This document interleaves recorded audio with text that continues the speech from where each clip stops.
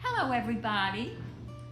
Today I'm going to read a story called Friday Night Specials. Friday nights were always one of our favorite nights when I was little because they always involved some of our favorite food and family outings. We were either going to have Letitia's hot tamales. Now I know you all know what I'm talking about when I say Letitia's hot tamales, or the Italian Kitchen's meatballs and spaghetti. Both of these dishes would make your mouth water just thinking about them. Letitia's hot tamales was something everybody in Natchez always looked forward to. She had a little wooden shack right in front of her house on a side street in Natchez. On Friday nights, that's when she sold them and everybody was there. Daddy would get home from his office around 5 o'clock on Friday evening, and if Mama had decided that's what we were going to have that night, Penny Ann and I would be waiting on the porch for Daddy to pull up. As soon as he pulled into the driveway, we'd be jumping up and down telling him Mama said it was going to be a Letitia night. Daddy would go in the house to get orders from Mama on how many tamales he was to buy. They were sold by the dozen, and we almost always had at least 5 or 6 dozen. Then he'd come back out and tell us to get in the car. We were headed to Letitia's. We would all pile in and off we'd go. As I said, it was on a side street of Natchez, but it was on a slight hill. Sometimes there would be maybe 5 or 6 cars lined up waiting on their orders. I was always worried she may run out before we made it to the front, because that was not uncommon. They were so good.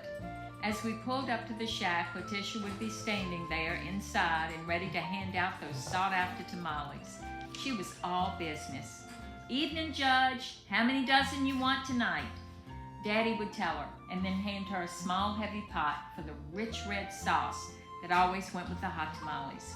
She would wrap the tamales in newspaper and pass them back out to us. I would roll down my window and take them from her, placing them across my knees.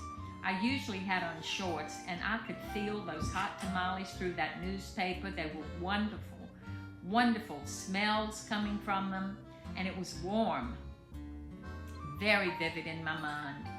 A big part of the Friday night ritual and hot tamales was the TV show that came on that evening, the Friday Night Fights. It came on at 7 o'clock, and we would finish our supper and lay down in front of the TV with our chins cupped in our hands and wait for the show to start. One wouldn't think that little girls would enjoy watching the fights, but we loved being a part of the excitement our parents enjoyed, so we joined in clapping and yelling for our favorite fighter. Truth be known, Daddy was our favorite boxer. He had won a title when he was younger and in the Navy for a boxing event they held. We had a boxing bag in our garage, and Daddy would go down there and punch it so hard and fast it would make your head spin. We would watch him in awe. He was so quick. Maybe it was being with Mom and Daddy and everyone cheering and tummies full of Letitia's hot tamales, but we were happy and glued to the television. I used to sing the commercial to that show the second the TV was turned down. See if you all remember it. I'm going to try to get it right. To look sharp and to feel sharp too, there's a razor that is built for you. Light, heavy, na na na na. It's the razor that is perfect for you. It was a Gillette razor. I'm sure I didn't get it exactly right. Daddy always laughed at me because the point of turning down the TV during commercials was to not hear them. I knew every word then, and I sang the entire thing, but he never told me to stop. To this day, I have tried hot tamales from places all over, looking for some like Letitia's, and I have found some mighty fine ones, some right there in Natchez. But when Letitia went to her grave, she took her recipe with her. It has never been duplicated. Now, I should say there is a place called Fat Mama's that Britton Davis owned and ran, and the tamales there are outstanding. I make sure every time I go home that I get some. Back to the story. Another favorite Friday night outing was when Mom and Daddy took us to the Italian Kitchen. It was a wonderful little restaurant that only served spaghetti and meatballs, salad, and bread. It was right across from one of the movie theaters. It was either the Baker Grand or the Ritz. I want to say it was the Ritz. I say they only served meatballs and spaghetti there because that's all we ever got. and Mom and Daddy too, but maybe they had other dishes. The minute you walked in, the smell hit you and immediately you were starving. They had large round booths with red vinyl tablecloths, and we would give them the same booth every time we went.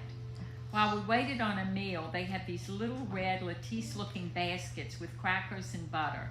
Mama would tell us to stop eating those crackers because you're not going to eat your supper, girls.